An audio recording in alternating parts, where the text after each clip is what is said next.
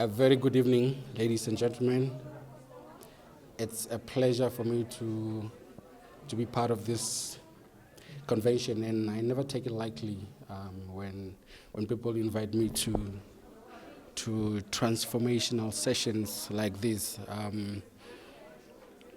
It has always been my great pleasure to have conversations with people, to discuss ideas that make up our world, to discuss challenges and talk about the problems that we are facing, especially as the young generation, the next generation of leaders, emerging leaders, that is.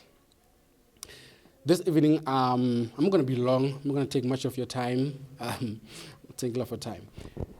I want to talk about a subject that I believe is nothing but a divine imperative, and that is leadership. When you look at the conditions in the world, when you look at the conditions, every country all over the world, the bird's eye view will tell you that nothing can solve our problems except effective leadership. Countries are grappling with this concept. One of the great bottlenecks as it relates to this idea of leadership is the fact that most of the time we associate it with positions. We associate it with titles. You have to be some sort of a title bearer to be considered a leader, or you have to be a popular character to be a leader. Many countries today are trapped with governments that no longer work. Many organizations are stagnating. Many companies are planning to fold. Homes are in total disintegration because of this one concept, leadership. And I believe that it's my personal private philosophy that every human being on the planet today should and can be a leader. Now that challenges the common sense of the world's past, of most schools of thought, because only few certain individuals can be leaders. We study personality traits. We study the color of your skin according to the history. We look at if you are a flamboyant person, if you're an extrovert, then we can decide if you're a leader or not. If you are like me, taciturn personality, you're relegated to followership. Any government that does not prioritize the development of leadership will struggle forever, I'm telling you. Because citizens who cannot think for themselves become a burden to the nation.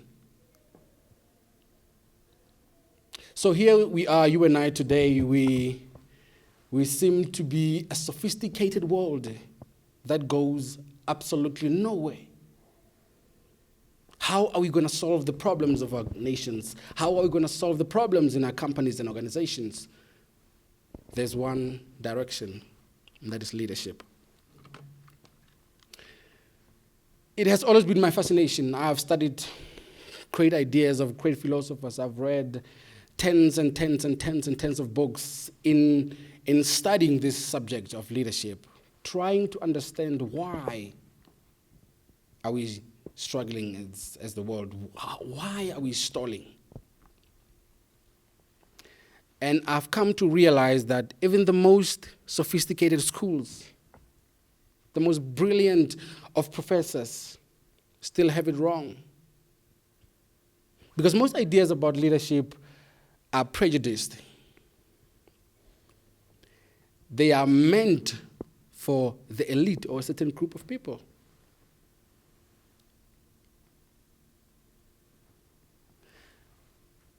Most of what they would consider ideas that have evolved as it relates to the idea of leadership are nothing but old ideas that are being refurbished. No true transformation. So you and I today have absolutely no idea where to look in search of the answers to our problems.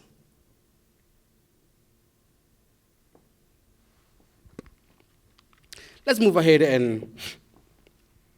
and talk about the evolution of concepts. I want to make you aware of how the world has changed. And the problem with that is that our psychology is still left behind. We still interpret the circumstances based on the conditions of the past that gave birth to most institutions today that are nothing but white elephants or incomplete rooms. Starting from where you and I are, as the 21st century gathers the momentum, the idea of, the idea of illiteracy was once associated with your ability or lack of ability to read and write. But that will not be the case anymore. An illiterate person will be the person who cannot read the times we're living in. An illiterate person will be the person who cannot predict the kind of change that's bound to take over in no time. That's going to be an illiterate.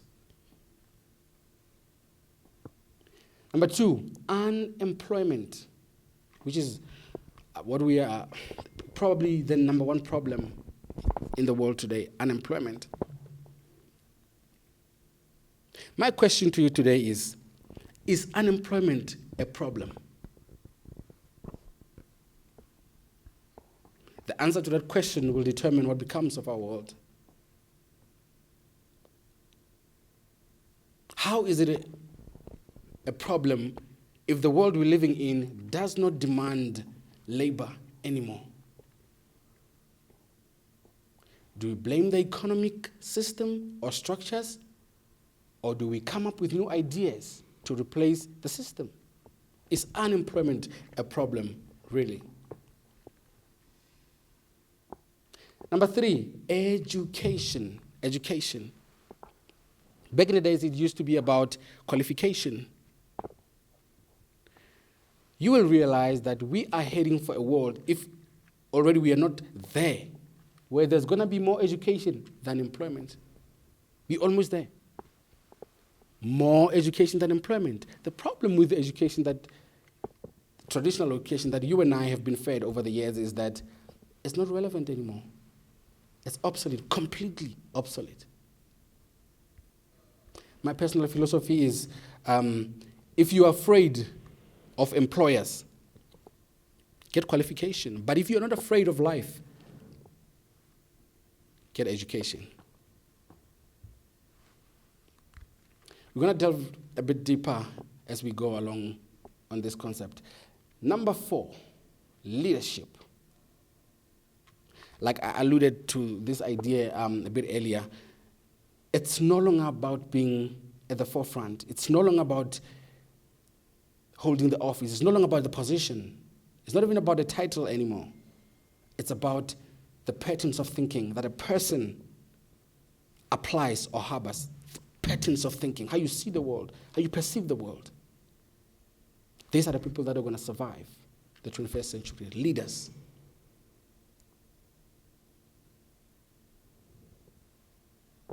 You don't need a title to be a leader. You don't need a position to be a leader. An effective leader, a true leader, can actually work under the shade of a tree and give the world a complete transformative landscape. The problem is that we're living in a society of hierarchical structures. There can only be one person at a time at the top. At the bottom, that's where the majority of the people have to be. That's why there's so much bickering. That's why there's so much backstabbing and killings, because the place at the top is meant for the few, not everyone. It's a kind of leadership that has been installed in our minds. We've been conditioned to look at the world from that perspective. That if I'm a leader, you have to be a follower. That if I'm at the top, you have to be at the bottom. We don't have a culture of leadership. We don't have culture of common wealth, common position as far as thinking is concerned. Number 5, security. Back in the days, security was attached to the idea of being employed or having a qualification. Change in how the world works today, change in how everything else functions today, has completely kicked that idea out of the window. You can have a qualification, you can be employed, but your future is not guaranteed anymore.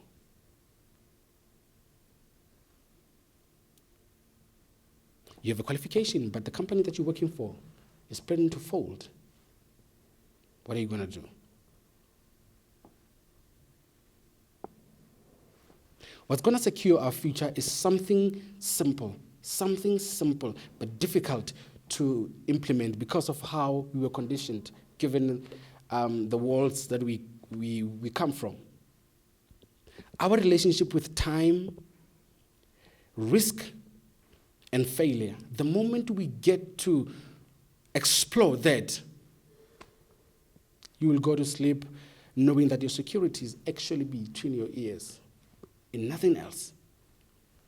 Our relationship with time, risk, and failure, if we change that, everything else will be good. In the midst of everything else falling apart, we know that everything else is going to be all right. Because failure does not represent death anymore. Because risk is the way to open the windows and the doors of the future. That's the only way. Risk. Take the risk. Increase your appetite for risk. Last but not least, time.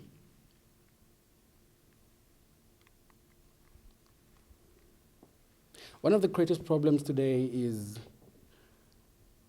living in a globalized world, but possessing a local psychology or a local mind or a parochial mind, seeing things only as they relate to your local environment.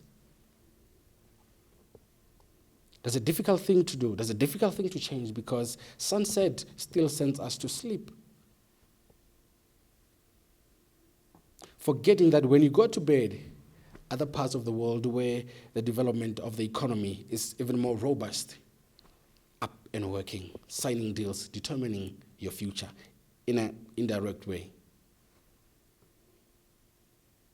We have not developed the kind of mind that says, I know what's happening in Asia, I know what's happening in Europe. The tuning of the mind, restructuring the very biological rhythms of our nature. To say sunset may not necessarily suggest that we need to go to bed. It's a crazy world today because I could be saying good morning in Africa, and a couple of times I say good morning in America.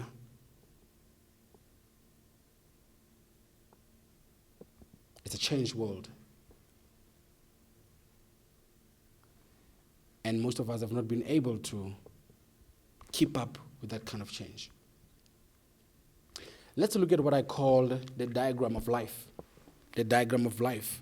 Please pay attention. This is probably one of the most important parts of my conversation with you today. We have 3 dominant worlds on earth today. This represents education. This world right here represents religion. This right here represents politics. These are worlds that consume much of our time, consume much of what happens between our ears. Most of us are right here. If you look closely at what's happening today, you realize that these 3 worlds are as far from this one, which is the center of everything, are as far from this one as the earth is from the sun. People here have absolutely no idea, most of the time, have absolutely no idea what's happening here. People in this world have absolutely no idea what's happening here. Same goes for people who live here and are concerned all over the world is this world. There seems to be no relationship between this world and this world. There is more education today than there is economic development. No matter how poor a society, their devotion to religion is always rich, all the time. Look at your society.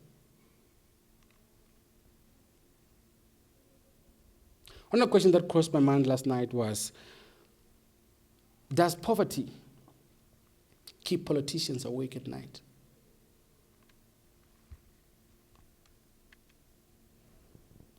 Have we assumed passively that these people will give us this world that will lead to the freedom that we seek? Do they know how to give us this? Most of the time they are clueless.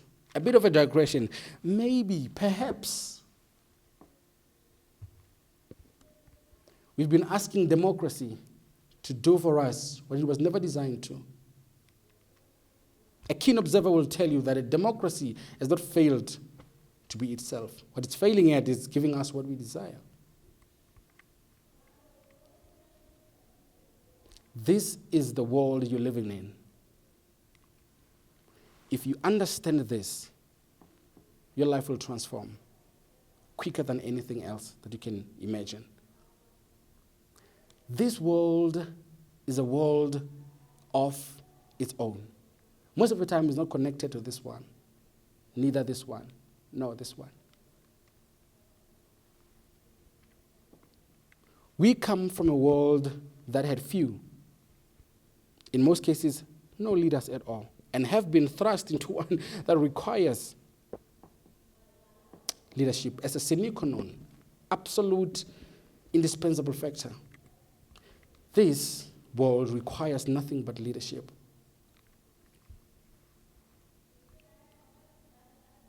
Entrepreneurship is another term for leadership. Only leaders will be able to possess this world. Only leaders, I'm telling you. Only leaders will be able to possess this world. The developments in this world are far ahead, far greater than what's happening here, and what's happening here.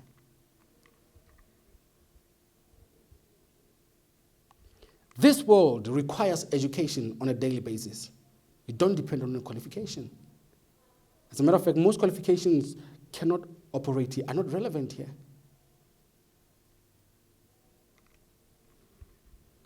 In most cases, our qualifications are locally based, are situation based. If you go to China with your qualification, will you be able to influence? If you go to Europe with your qualification, will you be able to stay relevant? That's the question. But if your thinking is right, if your perception of the world is right, you become what I call GC, global citizen. Relevant everywhere you go. Because your education comes every day, you need to know what's happening all the time. All the time. This is a world where hard work is no longer a virtue. And I know we get emotional about this. You work hard all these years, but no result. Hard work is no longer a virtue. Knowing what to do is the primary concern, should be our primary concern, knowing what to do. Being able to predict change, being able to assess the needs, future needs of the society, being able to predict the kind of problems that we will have and being able to provide solutions. It's all about thinking. It's all about thinking. It's all about thinking, nothing else. It's all about thinking. The ideas we apply. It's all about thinking. And that's one area in this world that's not prioritized. When you ask people to think, what they do is remember. They want to recall. They can think on their feet. And the challenge with that is the world we're living in today is throwing at us problems that have absolutely no historical precedent. Your qualification will not guarantee you anything. We have to be able to think on our feet. We have to be able to not only react to what's coming to us, but be proactive. Hence, I believe in my private presence of my consciousness, I believe that being a leader is more important than being a follower. As a matter of fact, put it another way, it's more dangerous to be a follower than to be a leader. Let me tell you why. Leaders live by foresight. Followers, hindsight. The problem with hindsight is that it may only come when your house has already gone up in flames. But when you have foresight, you can smell the smoke before the flames come alive. Thinking, what do you see? What can you envision? How far can your mind go?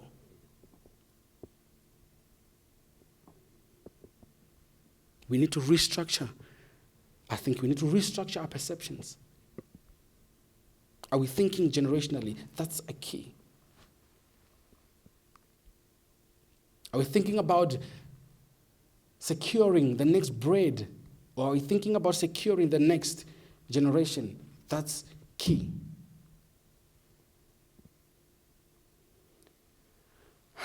And in Africa, oh, holy Lord, save my Africa. In Africa, we have this ideology, uncommunicated ideology, and belief that bright future rests on the shoulders of politicians.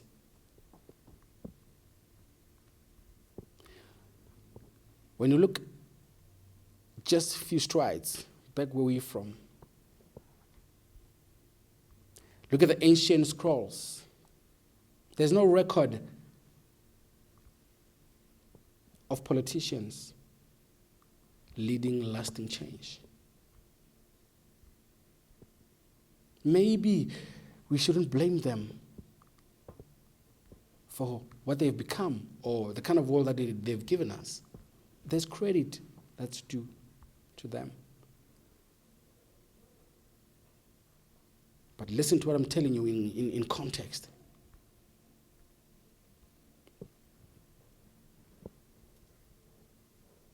We handed our future, everything we have. We handed the generations in our loins, in the hands of the people who only have a vision for the next 5 years.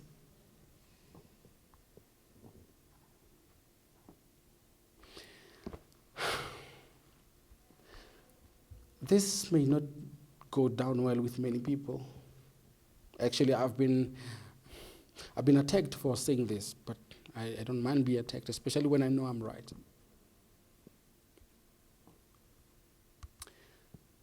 Most of the problems in our continent today do not lie with the people in positions of power, but do so to a greatly significant extent with the people being led. The fact that we do not know how true leadership should sound, think, or act like is a problem in itself. That's why we've been tolerating so much of corruption, so much circuses in our parliament. Because we ourselves do not know any better.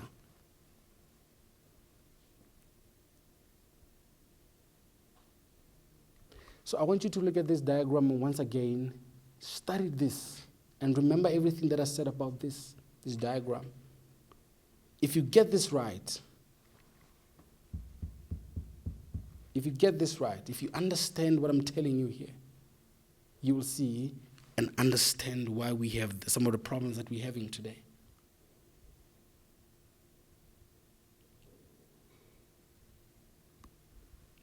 One idea that I want to leave with you before I take my seat and before I take some questions is this.